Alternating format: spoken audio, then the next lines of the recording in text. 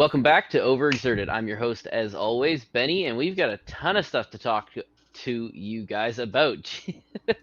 Has been so long, I had to dust off the cobwebs on that one. I haven't been ready to go, apparently. With me, as usual, is... James, but no Heath. I know. It's almost like he made a bunch of content recently for some sort of limited play, Some and now game he's... mode. some game mode that he enjoys very much, and now he's very tired and cannot draft. Or I mean, He's cannot draft up an episode with us. he's also on the road again, as he is for the entirety of like the next 82 years or something like that. Oh, So yeah, so Heath will be back someday, probably in a week or two. Maybe you guys, without me, will go next week, oh, and and then we'll the just week. like just blow people's minds. So What eventually, happens? we'll all be back. And say what happens the week after? Is it like you and me, and Heath and I, and then it's gonna be just me by myself, and then all three of us? Something like that, right? Something like that. Uh, Um, yeah. So Heath is probably nursing a headache or something, uh, whatever the travel brings on, and we're going to talk about Lorcana because we are recording this the day before Whispers in the Well comes out. yeah. Very excited. How about you? Are you excited to get some of these new cards? I'm pumped up. I will say that so recently I had a little trip with a team that we have created locally. We took the trip down to the Tacoma CCQs that was held by Laughing Dragon, and yeah, I am rejuvenated and ready to go. I came back, and the first thing I started doing was getting a deck built in proxies again. So I went from kind of just surviving Lorcana to just diving right back in again like it was set one. Right. This set's been crazy fun to test and build. Right. Yeah, It's been there's amazing. I've got like 3 test decks built already, and I've got like 50 in yep. Dreamborn. There's only like I think there's only one thing that could make me two things that could make me more excited for this set, and that would be Prince John and Original Bucky. A That's a high bar right there. That's a high bar. bar they'll Uh, never give me back. yep. You're never seeing that again. The best part is I Um, never even played those two. I played the Prince John, but I never played the Bucky shift. right. Uh, Demon deck, as people like to flag it, I guess. And Demon deck. and I'm the one who's like, come on, let's bring it back. I didn't even get to use it. So in my test decks, I've been using some test cards, but thanks to Ravensburger sending me some product early, I've actually been playing with a few real cards, including I don't have it with me; it's in the other room. But I'm actually for the first time ever playing with an enchanted, uh, because I have the Webby enchanted, and I'm building a deck that has Webby in it. So I'm like, I got to play this for at least a couple times, right? And then Mm-hmm. before it goes in the binder. So yeah, I'm having a lot of fun building with this. But let's get into some of the cards later. Let's talk about today was a lore cast. Mm-hmm. There was a bit of information coming from I think it was Rochelle and Shane, not Shane the creative director, but Shane the art designer, graphic designer of product of cards. Um, he's the one who was on the main stage. I think he's been on the main stage a few times, but he's been around since the beginning of the game, almost from the very beginning. And he's the one who designs what the card frame looks like, what the fonts look like, and all of that stuff. So him and his team now design everything you see. So like, if you see an epic card, he's the one who designed what the epic card looks like with where Ah, the yes. where the foiling goes, how how much you see of the bleed through of the full frame art, where the borders go if there is any. All of that stuff is what he does. So like his team was the one responsible for making the pages that the whispers are. And we Ah, found out today on the Lorecast, this is a little bit of interesting information. Each ink has its own page design. So like the little tears and the bends on the pages that are shown and the borders around it, each mm, ink has its own version of a page, interesting. which is really cool. I thought that was pretty cool. But anyway, um, the main thing that we're going to talk about though is this, and that is the announcement of the the format of the European tournaments, because they have for their next two DLCs, the last two, next two is the last two. It's so weird to think about. They're going to have 4,000 players. And so what they did is similar to what they did during season one for one of the events, where they had um, like half of the people one day, half of the people the next day, and then the rest of them all like grouped in on Sunday. But they're doing it a little differently than that one. In this case, Friday is day one, 2,048 players, 8 rounds of Swiss, 18 points gets you to day two, just like the last two DLCs we just did. Mm-hmm. Saturday, exact same thing. A whole new group of 2,000 players. They are saying that you are not allowed to do both days. Ah, You must pick. Um, and I don't know what things they have in place to keep mm, people from doing that, but hopefully they do have ways to keep people from going both days if that's what people are going to try to do, which some people probably will try. Um, Obviously, they'll be able to knock you out if you have the same Ravensburger Play Hub email. mm-hmm. Um, but one little note is everyone who has a competitor badge for one of the 2 days will be able to do side events on the day they're not playing the competitive event. So if Hmm. you have a Friday badge, you can attend Saturday to play side events. If you have a Saturday, you can attend Friday to play side events. So you are not locked out of any side events on the day you're not playing, which is very cool. And then on Sunday, day two, just like before, there are 4 rounds of Swiss with top 32 single elimination, best of three. Grand finals is a best of five. The only difference is that there will be 2 separate day twos for each of the Friday and Saturday groups. So there will then be 2 day 2 champions. However, because they said that there will only be one invite to Worlds from each DLC, they will then have each of the winners of those brackets face off in an additional match to determine which one of them gets the Worlds invite. Hmm. So essentially, the 2 players who end up winning each of the days are going to have a very, very long weekend, Mm-hmm. because I think it's probably going to be another best of five, right? You would think they would do a best of five to determine who goes to the Worlds. So they're It's going to have to do. starting to feel like it's a game of baseball or football or hockey. You got like your your East and West going against each other until they get to the finals. And then that game goes into extra innings or overtime or whatever, Oh, and it runs for an extra like third more of the game.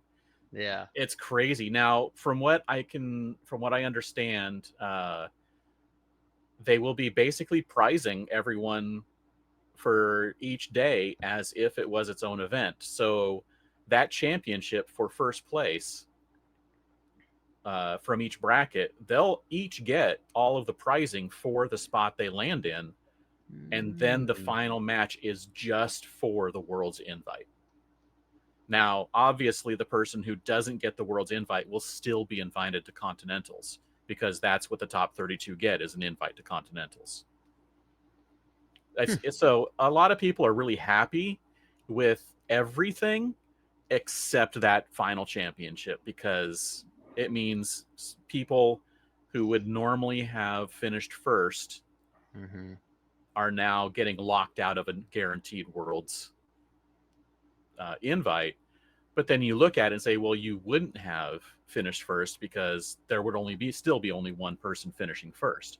It's Mm-hmm. just we're making you do an extra match to determine who that would be. So there's pros and cons. I don't remember the exact numbers, but maybe you do. How many people go to Worlds? We don't know how much will go to in season 2. Uh, Actually, no, we do. They said there was a certain number of invites. I think it was like 38. Okay. Because what they said is each, here's how where the world invites come from. You get one from each DLC. You get 8 from each Continentals, and then you get a certain amount from like uh, Oceania and Mm-hmm. the Pacific and all that kind of stuff. So there's a certain amount that again I think it was around 38. And so actually, let's go and look at one of the things that Coop said in the Discord today when someone asked the question of why would you have the 2 separate world invites. Mm-hmm. Uh, and he says it's not a dumb question. I'll likely talk about this on the Lorecast when he's on next.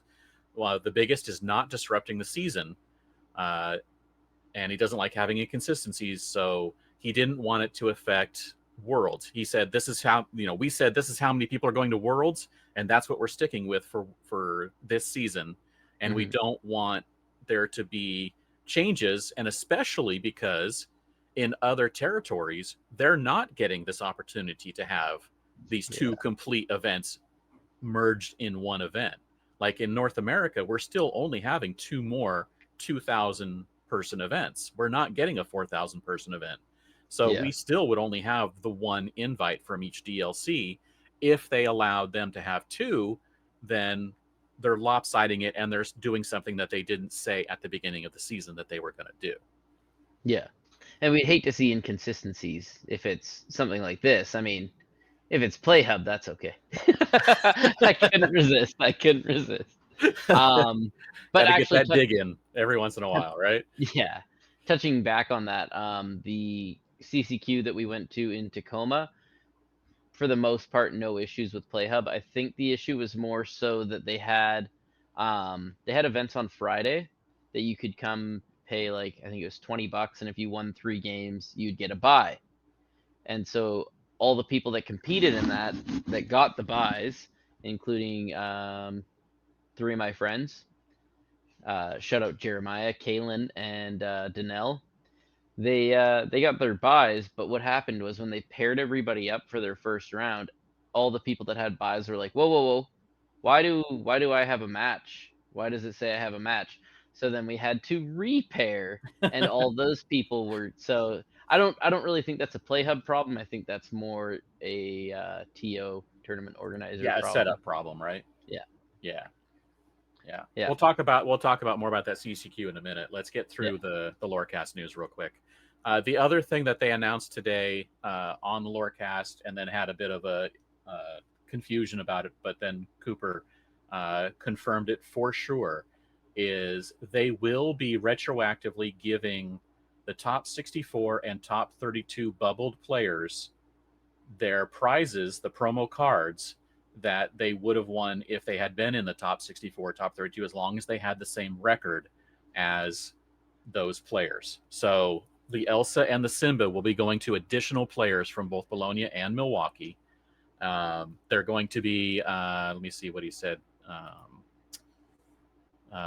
They'll receive the promo cards. They'll be contacted via email as a first step, and they'll be going out in the coming weeks. Of course, it'll probably be like after Thanksgiving because Mhm. that's coming up pretty soon, and they're busy for the next week or two. So they're going Yeah, to have time. But what this means is that anybody who finished with the same record as top 64 gets a Simba, and anyone who finished with the same record and bubbled out as the top 32 will be getting an Elsa, which is great. mhm. This is the same thing they did with the Let It Go previously. Yeah, And Rochelle said on the Lorecast, was like, look, we'll be honest with you, we just forgot because yeah, we were so busy dealing with the transition from 2 game format to best of 3 moving from the point system to the record system of, you know, a 10-2 record or a 8-2 or 18 points or whatever, you know, the match wins, all of that. They were dealing with all of that, and they just plain forgot to do the matching record for the bubble outs. So they're like, our bad. We're going to make it up to you, and for going forward, everyone who bubbles will still be getting those prizings. Well, also just shout out to Rochelle for even like saying, "Hey, you know what? I'll be honest with you guys. We just forgot." Yeah, Because like owning it is huge. Instead of yeah, just being like, "We don't know how this happened. It won't in the future." Instead of just like, "You know what? We're busy. This is all new for us this time around because we're handling a lot more of it. We just forgot." right. So, And the other thing that happened, which was after I put these slides together, is Pastimes posted information about Richmond. And so if you want to go find the link for that, it's on the Pastime site. But they posted the prizes in the prize wall, and things like some of the uncut sheets got their cost cut in half.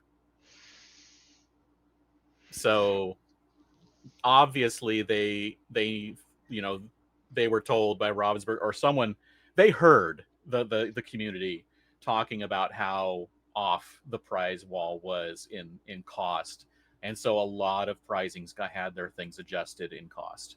So uh, tickets should be, and this is the same thing that happened in season 1 with Atlanta, where things were different costs. Like, it was crazy how everything changed from Atlanta to even just the very next one, and how they were like giving tickets out for competing now, and the cost changed on like the promos versus the hats and things like that. So um, it's interesting, and I'm hoping that now that we have this team with Cooper leading the team, I'm hoping that these kinds of changes are things that are becoming the learn as you go permanent fixes, instead of the learn as you go, keep changing it, and then keep resetting at the beginning of a season and having to relearn the same lessons over and over again.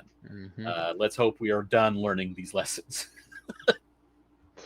Oh, yeah. Don't you feel like, for the people who bought things at the Milwaukee and Bologna prices, and now some things are up to half the ticket cost, and they're like, it's like, Well, thanks. it's also just really rough because like I have people on our team that are like, "Hey, you want to go to Richmond?" And I'm like, "No, stop asking." And then you're like, "Hey, just so you know, the prize wall prices got cut in half." I'm like, "No."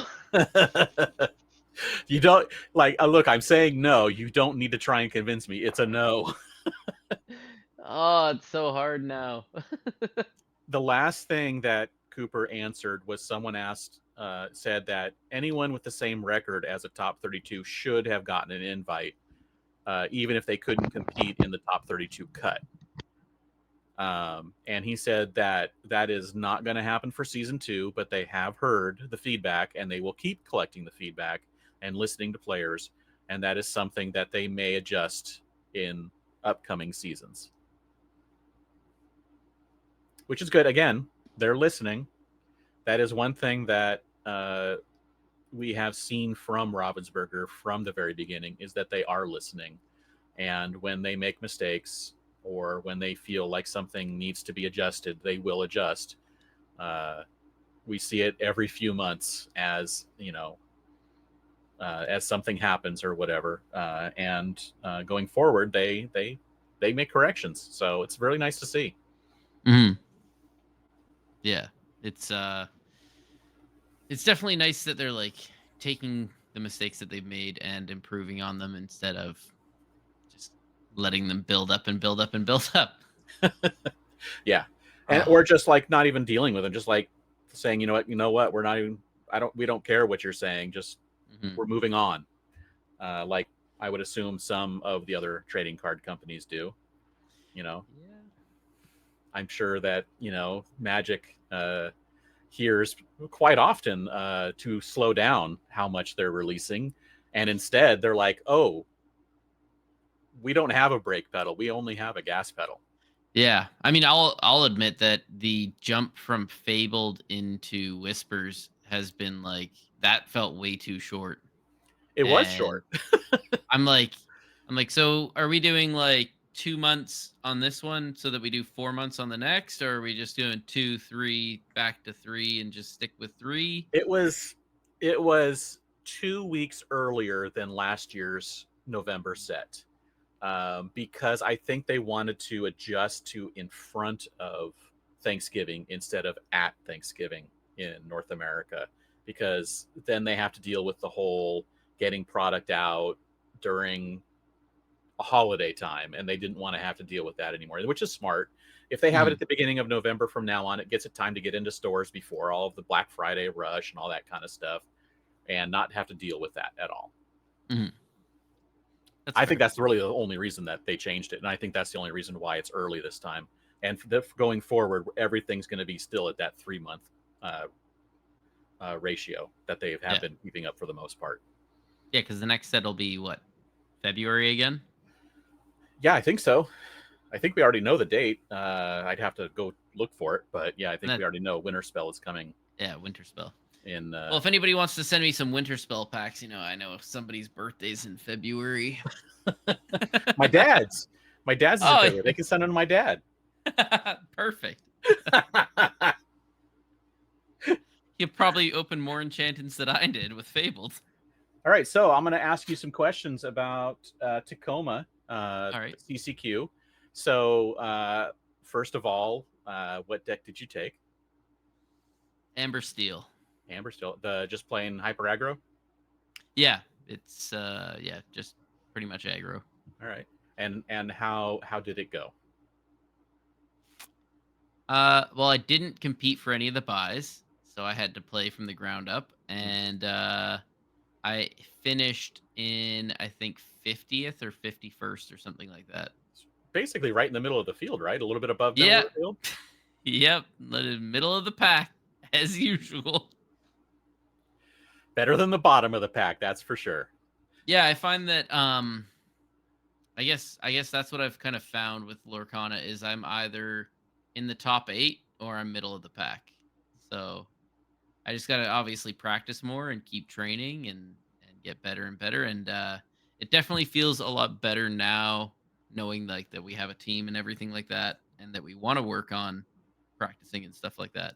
Right, There's some easy moves that like obviously much better players than myself wouldn't have needed a team to kind of point out to them, but me not building my aggro deck and just kind of net decking a bit of it and then just copying what a couple buddies were doing made me go, "Oh, I never even thought of stuff like that." So yeah, that's why kind of this new set I'm just going in with building my own and swapping out cards as I play.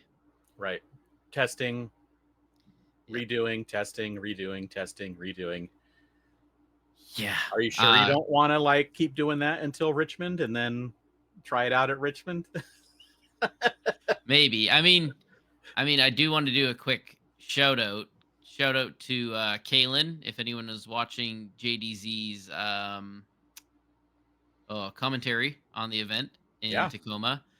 Kalen ended up getting a couple of, why can't I remember the name of the spotlights where he's getting he was the on. He play was on the main table, the the main stream, feature. right? The Yeah, feature yeah, table. the feature table. So he was on there a couple times, and the second time he was on there, you'll hear if you go back and watch the recording. He says, "I want to thank my wife for supporting me. Tomb Keeper Cards and Mission, our go to shop, the shop we always shout out."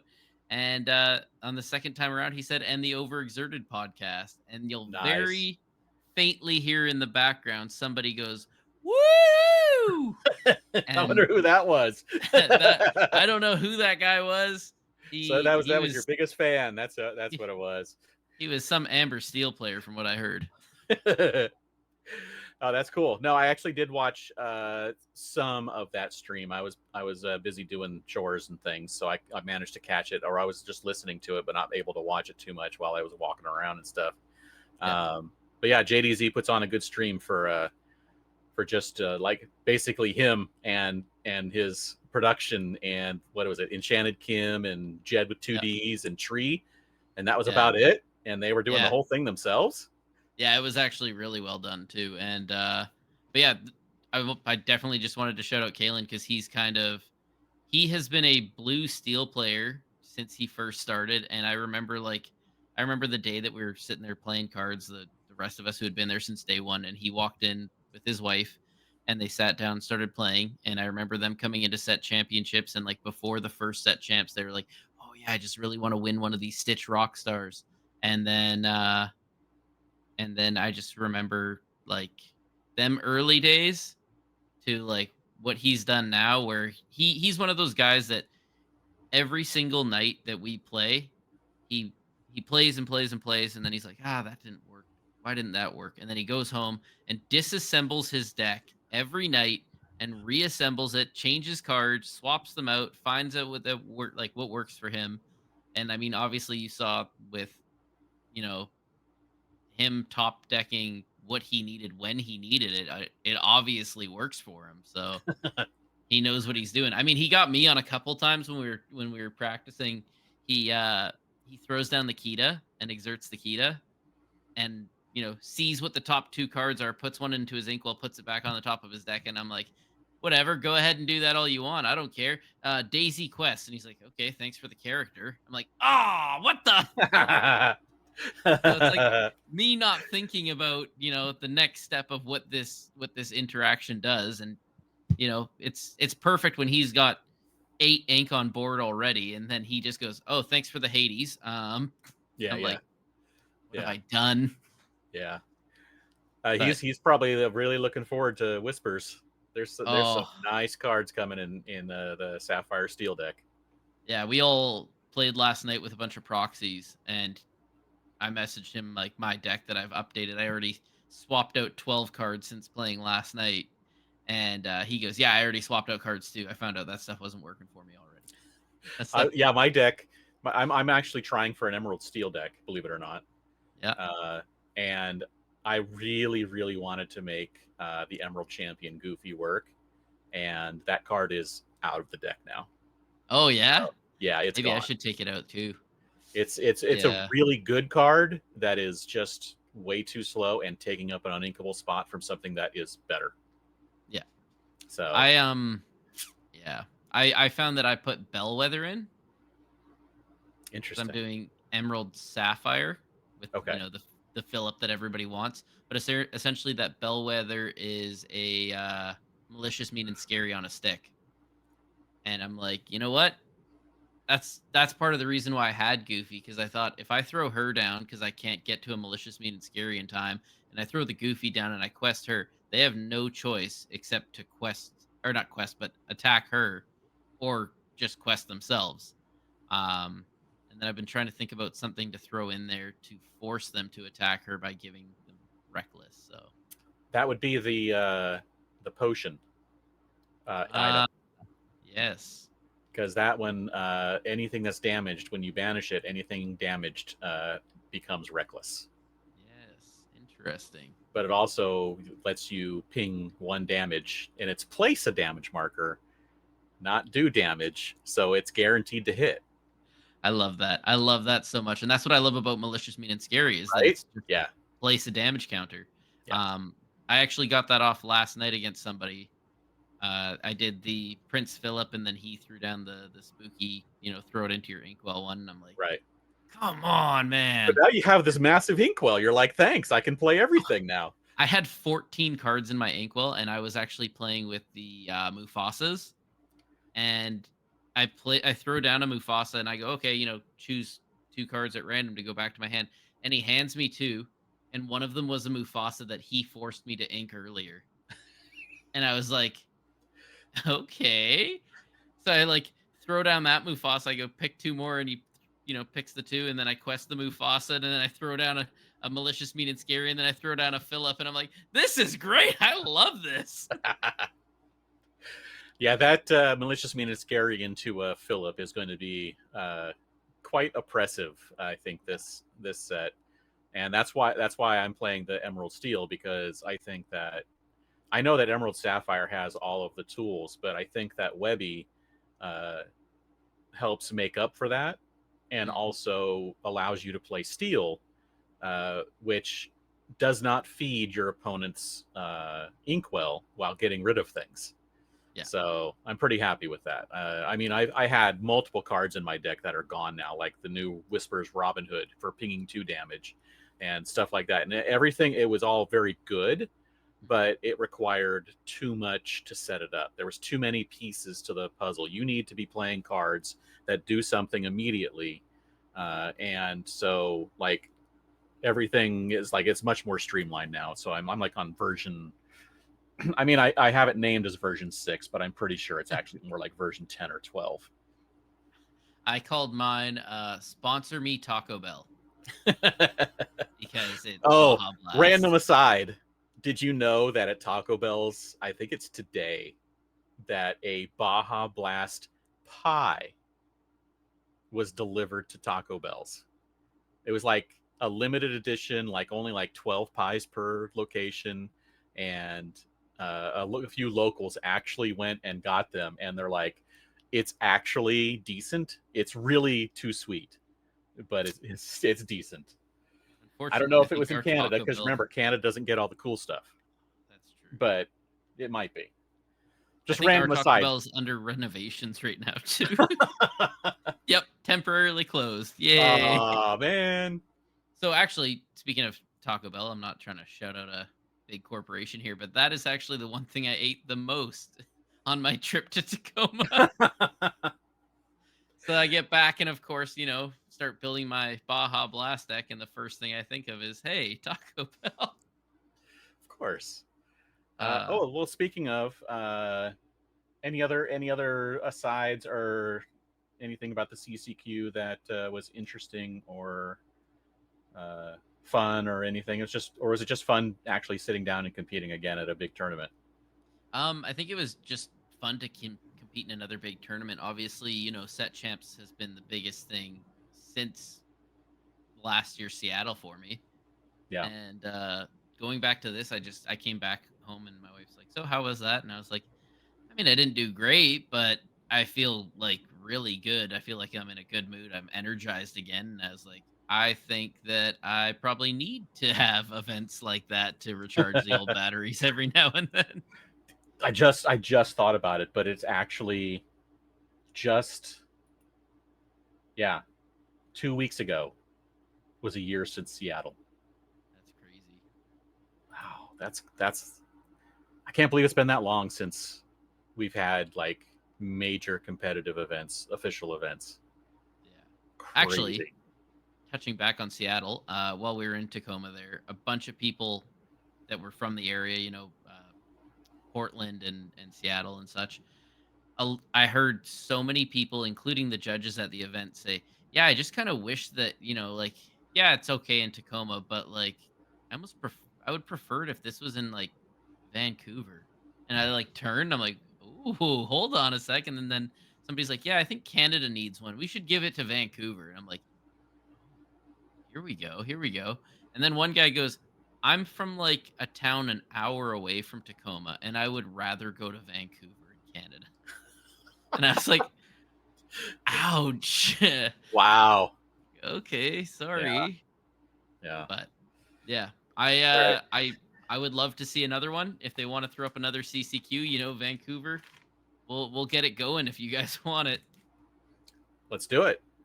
So, I know that we're supposed to be getting more next year. I know that we only have like 2 more this year, or 1 more at Charlie's, and I thought there might have been. Oh yeah, there's the one in Vegas, and then Charlie's in Atlanta, or okay. something like that, near Atlanta, for the rest of the year.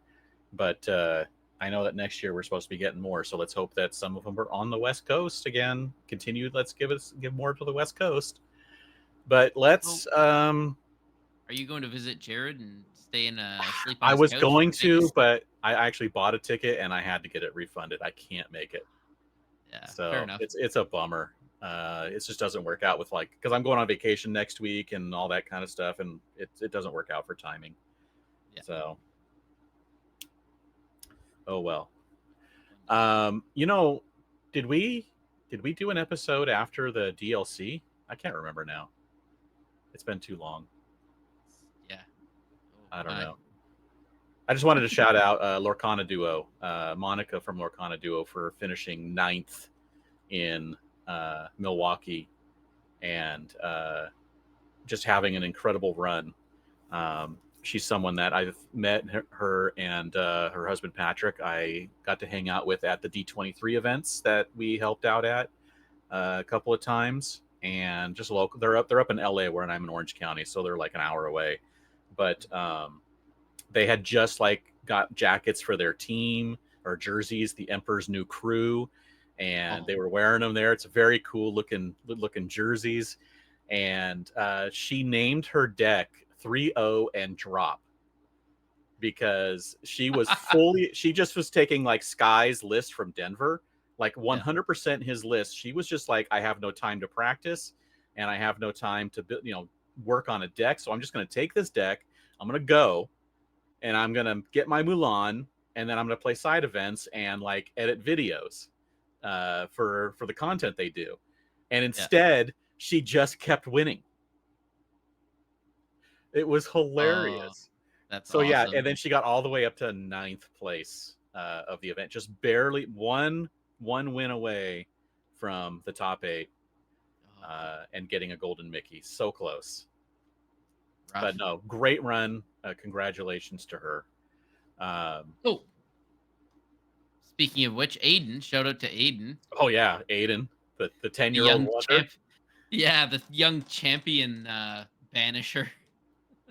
Wow, that's so awesome. It was great to see. Yeah. And it like was very it was nice great to see the whole community just kind of like erupted around it. And everyone was like, "Oh my goodness!" Like people were losing their minds at this young kid who just came in and beat the world champ. But apparently, all the people that knew that had played against him were like, "Yeah, this kid's legit."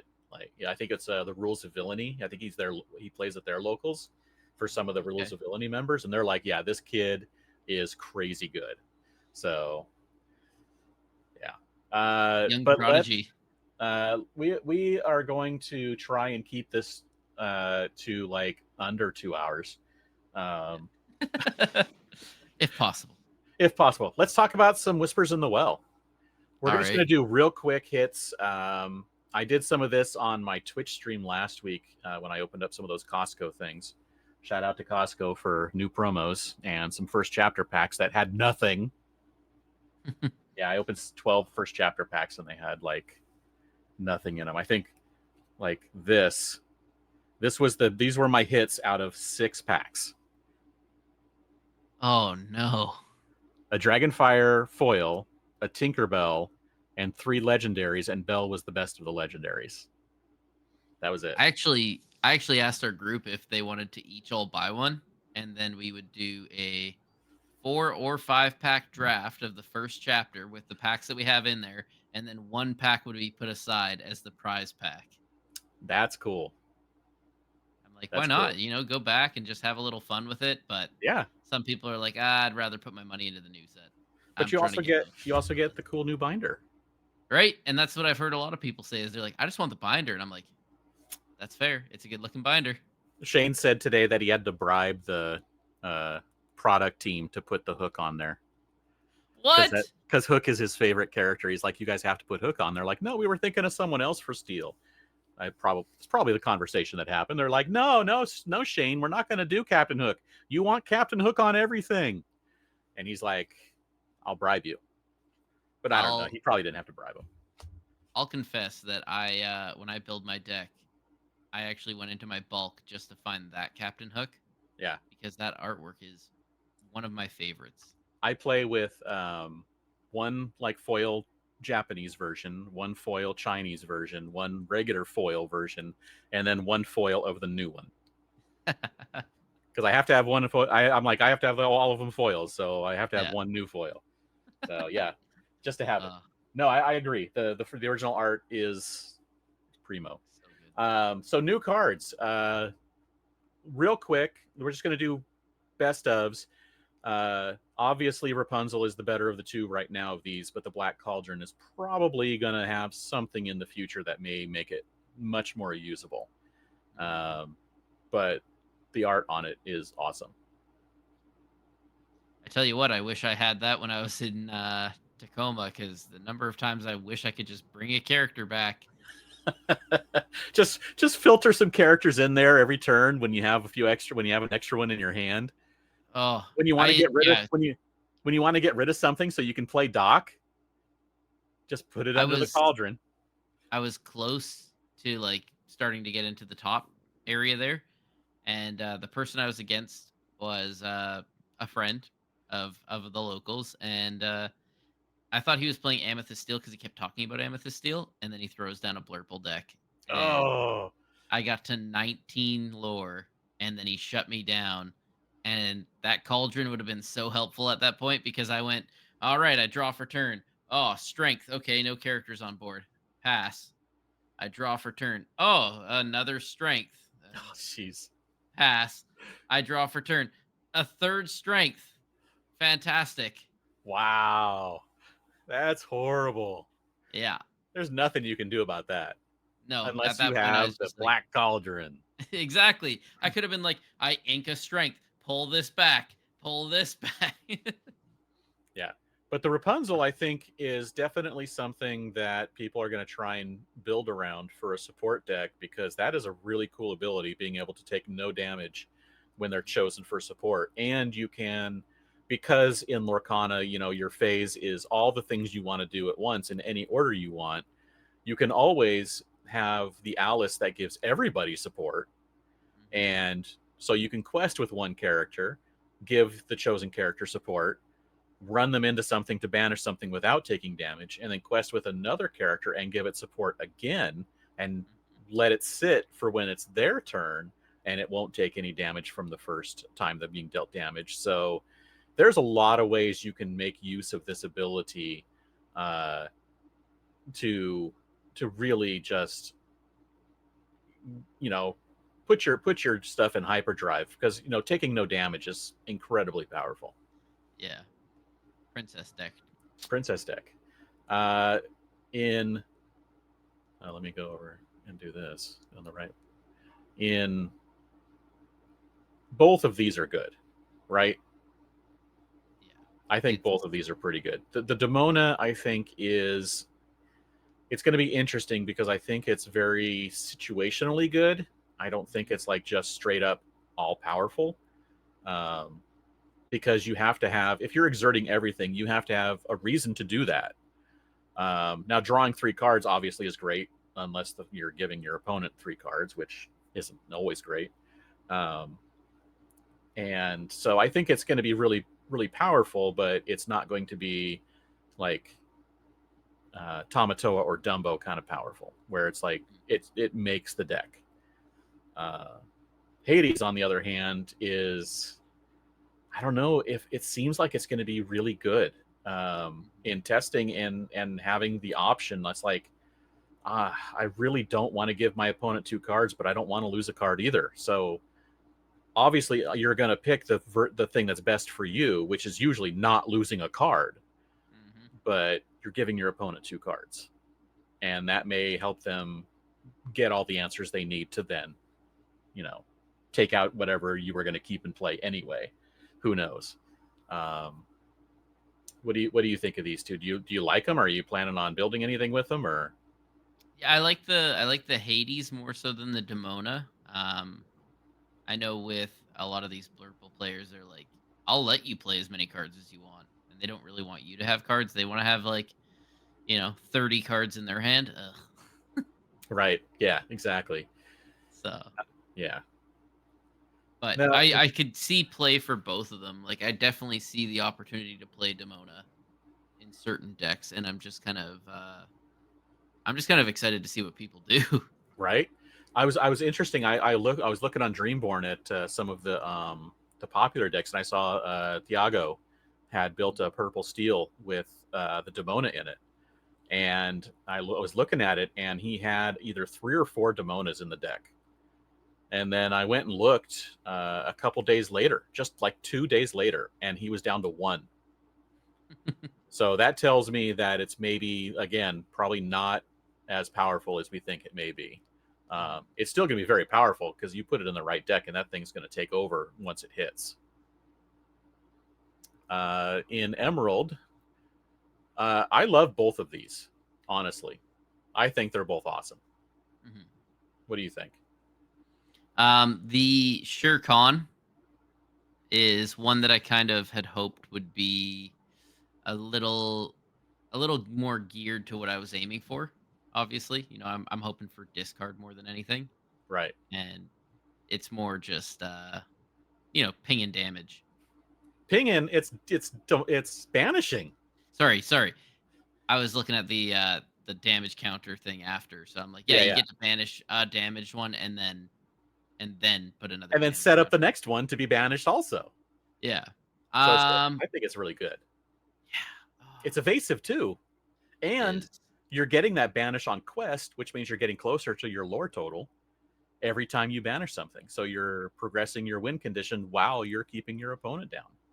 So the only issue, of course, is it's being played on turn 6, right before your opponent is probably playing something like Hades. Mhm. So that does definitely makes it, because it doesn't have ward and it doesn't have an on play ability, that makes it a little bit more difficult to play, being unequable. So I don't think it's ever going to be a 4 of, but I'm definitely testing it in my deck, and I really like it in there as a 2 or 3 of right now. Yeah. I think for me I was also thinking that like I was kind of ignoring it because I was like, yeah, the Cindy's what I need more in my deck right now. Buying, yeah. It's that's part of the problem is how many good legendaries there are this set also. Oh, it's insane. Like you could essentially just throw a you know take a dartboard with 6 different colors on it, throw 2 darts, and go, yeah, we can build a deck with that. Yep. Like it's gonna be very interesting this set. And that Webby is low key amazing, I think. Yeah. I mean, I don't know. A lot of people are talking about the other ones, like you say, like the Cinderella, and Mhm. just like everyone's like the glory of the Cinderella, the blaze of the Cinderella is like blinding everyone to some of the other legendaries, I think. But I Yeah. think that this one is, I mean, with the ward and being able to just play it down at any point near the end of the game and almost guaranteed it's going to last for 2 lore, uh, is just part of the reason why it's going to be good. But getting that extra ink, and that getting ink off the top of the deck is essentially card draw, because you're not, if you don't have to, you don't ink, and then that card becomes a card that stays in your hand that is now usable. So that's another reason why I think that this one is going to be very good, because it can come out and start doing that on turn 2 if your opponent's ramping already. Yeah. So it's crazy. I think it's crazy good. The only thing I'm not a huge fan of is that both of them need to be questing to doing their thing, where a lot of the other legendaries don't have to quest, and it's like Right. you have to put yours at risk, but nobody else really does in their color. So it's like, come on, man, give me a little bit of a It's a really good ability though that's yeah, worthwhile. So yeah. I think the only thing I haven't tested yet in my deck is Bodyguard, to see if it's worthwhile to play bodyguards. Uh, but honestly, I think it's with the ward. I think just waiting for the correct moments to use them with ward, I think is really the main thing that you're looking for. Okay, let's head into the rubies. Oh, These are both really fun abilities and powerful, but again, I just don't know if they are game breaking, like 4 of meta defining abilities. They're just really fun, interesting, powerful abilities. I want to see somebody build the Hercules deck with Philocides in Ruby Steel. Yeah, All your heroes get +1 strength or +1 challenger, but you also get 1 lore for every hero you play.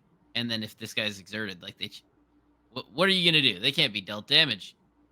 You're just gonna have you to gotta send them into the inkwell one by one. or back to the hand. One of the two. Yeah, yeah, If you can't deal damage to them, yeah, you're gonna have to get rid of this guy first. yep. And you have to. And the thing is that of course he can be challenged. And that's the same thing as you have to challenge him, which means your character is going to go away because look at that stat line. Most everything you challenge with is going away. And the horseman. I'm just waiting for somebody to throw him behind a bodyguard. And it's Yeah, right. Come on, man. Come on.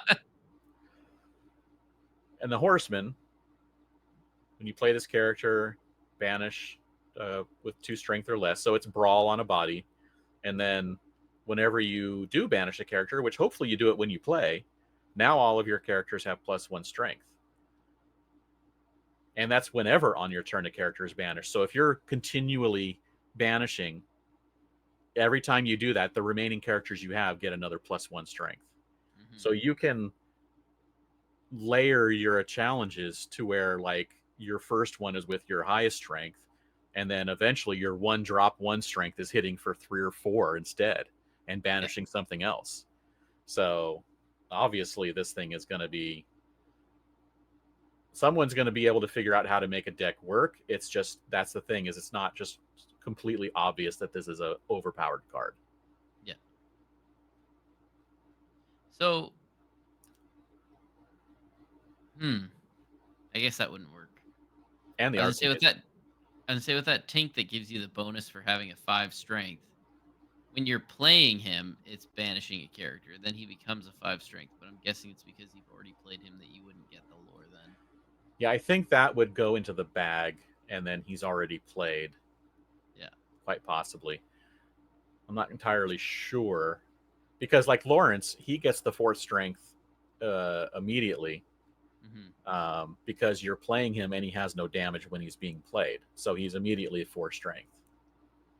But I don't know if that's how that works. That's a rule. That's a judge question in the rules channel. Time to ask Googly. Okay. Now we're on to the ones that everybody, well, at least one of them, everybody's excited for. But let's talk about the Daisy first. The Daisy is definitely, I don't know if you saw, Frank Karsten posted an article today, pre-release, help guide with a few decks and things. And he has a deck with Daisy Duck in it. And he's like, look, I mean, how awesome is it to play down like Daisy or Aurora, and then be able to shift this on turn 3 and immediately quest and lock down your opponent's Inkwell on turn 3. Oh, and sing Down in New Orleans to bring in something else big. Yeah. That was another deck that I've considered. I'm like, well, I mean, I don't have to give up aggro. I mean, I still could play aggro with a different style, Yeah. So, yeah, that Daisy is one that I've definitely considered. Because Ruby Sapphire and the Ruby Amber both can be like big body aggro. Mm-hmm. It's interesting. So yeah, I'm interested to do like an Amber Sapphire and just get Daisy out, shifter, little Azurite Sea fun, and ruin the day for my opponent. Yes, that would be the whole point, right? Just ruin everyone else's day. Yeah, and then she has support. So I mean, if you do that, the Rapunzel that we were talking about earlier, what are they gonna do? Yeah. So this Cinderella also very good. Everybody, this one is the one. This is like the number 1 legendary in the set, according to most people. At the end of your turn, if you play a princess character this turn, you may put a card from your hand into your Inkwell face down to draw a card. And she's a princess, so she counts. So when you play her, you get to do it at the end of that turn, no matter what. That's really powerful because it can be an uninkable card. It doesn't say it has to be an inkable card. Yep. So it's just like Tipo. You get a little bit more powerful of a body. I mean, the only drawback to this card is it's uninkable, but that with something that powerful, it had to be. Yeah, of course. And we're expecting this to be in virtually every Sapphire deck. Yeah, this one and the spooky. Why can't I remember the name of it? Those 2 enchanteds are probably my chase enchanteds. Just I absolutely love the look of them both. Mine's the Goofy and the Frozen song. Of course. Yeah. Of course it is. Of course. Now let's talk about the steel ones with Goliath, the clan leader, who is directly opposing the Demona earlier, where he's making sure that you have only 2 cards in hand, so that your gargoyles characters can ready, where Demona is making sure you have 3 cards in hand so they can't. Which is very cool, thematic, because they are on opposite sides. And this card is another one that I put in my deck, I took out of my deck, and I put back in the deck. But I think Goliath is very much necessary in... I think it's going to be necessary in a lot of steel decks, especially ones that are not Amethyst steel, just to be able to get that card draw late game. And I understand you're giving your opponent card draw, but as you said, players like the Blurple players, they want to have 15 cards in hand, and this is keeping that from happening. Yeah. Oh, this is gonna make me swap to Emerald Steel just to nuke their hand. Well, can you do that with anything else in yours? Bend. That's about it. Bend is about it. Yeah. I definitely did use Bend. Well, I mean, you could get kind of partially there for your wish list, and you can play Prince John's Mirror. That's true. That's true. I actually ended up throwing in the Max Goofs with the Sudden Chills, and somebody's like, "Why?" And I'm like, "Well, I play Sudden Chill." And then I bring it back with Max Goof, and then I do that, and then I shift Max Goof, and then I quest him and use Sudden Chill again. I can get 3 uses out of every Sudden Chill, so it's like there's 12 of them in my deck. Exactly, and then it's like Malicious, Mean, and Scary, same thing. Yep. So why not? So much fun. So yes, Goliath is a very good card. Now, the Prince Charming, however, it's an interesting effect. It's limiting to you and your opponent in that each turn only one character can challenge. That's on everybody's turn, so you can only challenge once also. So if your opponent's built up a wide board or something and you can't handle it, and playing this card essentially says, "Hey, take the victory." Oh, it's such a good card for aggro, but it costs too much for aggro. Yeah. Someone's going to figure something out with this and figure out some way to make this thing work. But it's an incredible card for aggro with those stats. It's just, what are you going to do, right? It's just... Got it. You throw down Mulan, you discard him when you draw a new card, and then you just circle a life him. There you go. Get him out on turn... What is that way you can get that on turn 4. Yeah. With two troubadours. Oh man, the double troubadour. Are there any other cards that you want to talk about in this set? Not too much. I'm just trying to figure out like what I want to play at this point, because it all just looks so good. Like I think this is the first set that I've been very excited for playable cards rather than good looking cards. And the crazy thing is, like, the cards still look good too. Right. So like, yeah, for quite a while, this has probably been like the one set that I'm actually really excited to get into.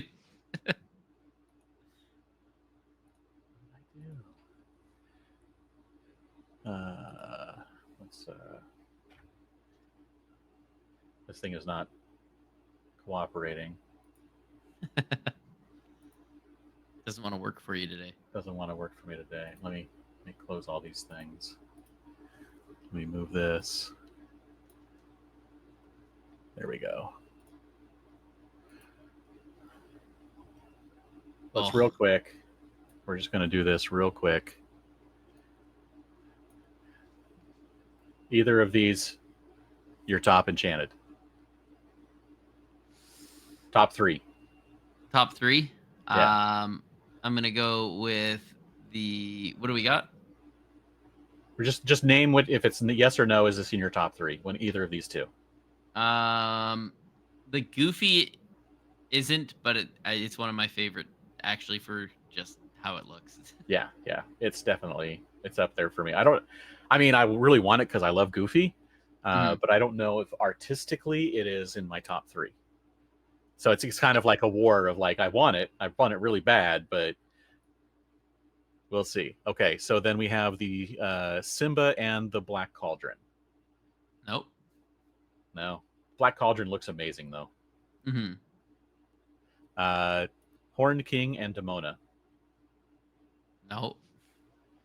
The Horn Horned King, I really King, like the look of though. yeah, it's like there's a bit of heavy metal in this set, and it's Mhm. all the Horned King cards. All right, we've got Can't Hold It Back Anymore and Webby. Oh, maybe they can't hold it back anymore. Yeah, that's in my tops. I already have the Webby, so I can count that one out, and I don't have to worry about it. Baloo and Malicious, Mean, and Scary. You know what? I think I'm gonna swap out the Frozen one for Malicious, Mean, and Scary. Yeah, right. So here's another interesting tidbit from the Lorecast today. Shane said they actually went and got the musical notes from that part of the song, and that is the musical notes on that bar of music there that is going up front in the card is the actual music notes. Oh man, That is attention to detail.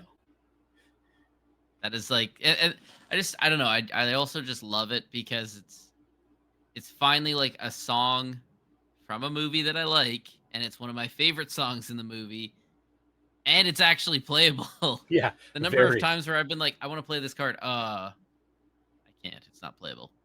Yeah, exactly. All right. Headless Horseman and Lady Tremaine. Again, Headless Horseman is amazing looking card. Oh yeah. Oh, And the so Lady good. Tremaine is better than the other Lady Tremaine, but Boosted. not top 3. I mean, the Headless Horseman gets close art wise. Yeah. All right, and Oh then we man. got Next Stop Olympus and Judy Hopps. They're not on my top 3, but they both look real good. All right, and then Cinderella and Spooky Sight. There they are. There they are. Top tier cards right here. The Spooky Sight is incredible. Right? It's Ah. amazing. I almost wish that Spooky Sight was the set champs card or even like the Cinderella, but then I'm like, I know you can't do that because then everybody's going to be like, yeah, I'm getting 4 of those. And Yeah. I don't know Yeah. if it means that they would go down in price or or what because there'd be so many of them out there, but And look at the Cinderella, the carriage with on in one coming out of her hand there, and then over in the yeah. bottom left is the castle. Yeah. And There's like the Shane glass said slipper behind her. Shane said something about one of the was it on this card? One of the cards has like a page that's floating by on one of the enchanteds, and that is like he etched in the foiling on the paper, and it looks like it says what? But I don't know if it was. I don't remember if it was that one or not. Oh man. Okay, amazing cards. And then we got Goliath and Nick Wilde. I know somebody who's after that Goliath for sure. Again, amazing looking cards. Yeah. Oh The my. whole one point of light theme to these cards has made for some really striking cards. Mm-hmm. And Just then absolutely gorgeous. the Sword of Hercules. It's a really nice looking card, even though it might be the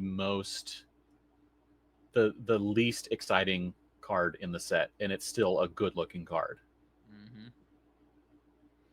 Yeah, they're Oh, definitely producing higher tier enchanteds than some of the previous sets, in my opinion, for sure. yes. So many good looking cards. And like I've just noticed that like as time's gone on, the enchanteds just keep getting better and better looking. Yeah. So one last. So what were my top 3? So Frozen, Goofy, and Spooky Sight, I think, are mine. I Yeah, think that I'll pick spooky those sight 3. is just it's too good. So one last tidbit from the Lorecast today. They were talking about um, some random things, I think, and they were mentioning frames and borders because that's what Shane does, and they were talking about the OP promos, and someone had asked questions. Of course, everybody in the comments is like just like continuously asking about the OP pins and the second place mat and all the things that they continually ask about every time. And somehow the conversation was about the OP stuff, and they were talking about what may be coming in the future. And Rochelle kind of hinted without saying anything that it sounds like the OP promos we're either getting more stuff with some new cool frames of some kind, or we're getting um, like actual like OP packs, maybe like that some of the other games tend to do. Like I think if for a lot of people who maybe tried out Riftbound this weekend for the first time, there was special packs that came with the pre-release, and for their weekly nights, you're getting a promo pack with 3 cards in it. So maybe we're gonna finally start getting promos like that. But I mean, you'd have to go watch the Twitch to see kind of what the hint is entailing, because I don't want to misspeak with what they said. But there was some kind of hint in there about something about promo cards coming in the future. They said like they've been Shane's been working on stuff for things coming forward. He also mentioned that you need to keep an eye on legendaries, because how much they break the frame and things has been progressing over time. So that's fun. But anyway, that's we're obviously looking forward to Whispers in the Well, and I have to get up in about 7 or 8 hours to go down to downtown Disney and get my Mulan promo and buy some product. So we're probably going to wrap this up pretty soon here. Yeah, I will be trying to get this out as quick as possible tomorrow. Which means I'm staying up long enough for it to download into my system and then send it to Benny so that he can start working on it first thing in the morning. And then I think the whole team, the whole local scene is coming over tomorrow night, and we're just going to be ripping boxes. So we'll see how that goes. That sounds like fun. It is. We've done it for, oh man, how many sets has it been now? Usually we go to our local shop, we do the draft or sealed event, and then this week they've pushed it to Saturday, and I'm like, oh, well, that kind of throws everything off. And then everyone's like, yeah, well, are we still coming to your house? And I'm like, as soon as the kids are in bed, you can all come over and we'll rip packs. But it's always the kids are going to bed at like 6:30 today, right? Hey, you guys are suddenly very tired, right? It's like just like run them around the yard for half an hour after you get home from work. Like, okay, we're gonna go run around on the street for half an hour. Everybody get tired. Let's go. Somebody grab some melatonin quick. All right, so hopefully Heath is feeling better and his travels go well. And I have if you haven't seen them yet, I do have some opening videos on my YouTube on the Dan Regal. If you want to check out what it's like to slowly watch somebody find all the new cards and read them when everybody else, when they see the videos, like, I already know all these cards, so why are you looking at these cards for an hour? Just open your packs. So watch it at 2x, and everything will get better. And then, go back to 1x when I find the enchanted, because I sit there for like 10 seconds going, wow, oh, wow, because I didn't know a Webby Enchanted existed when I saw it.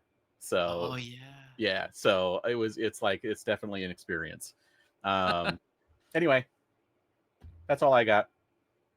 Perfect. All right. Well, I'll throw links to Dan James's channel, and I'll also throw links to Heath's, so you guys can check out his draft videos as well. Yes. So if you guys aren't drafting Friday night and you have one on the weekend or something like that, make sure you tune up. so that you can win that draft, get bonus packs. For sure. All right. Thank you for joining us. Thank you for tuning in and joining us on this magical journey, as always. And good luck to everybody with your polls. Shout out to AJ. There is a thing called an enchanted. Maybe you can find one this set.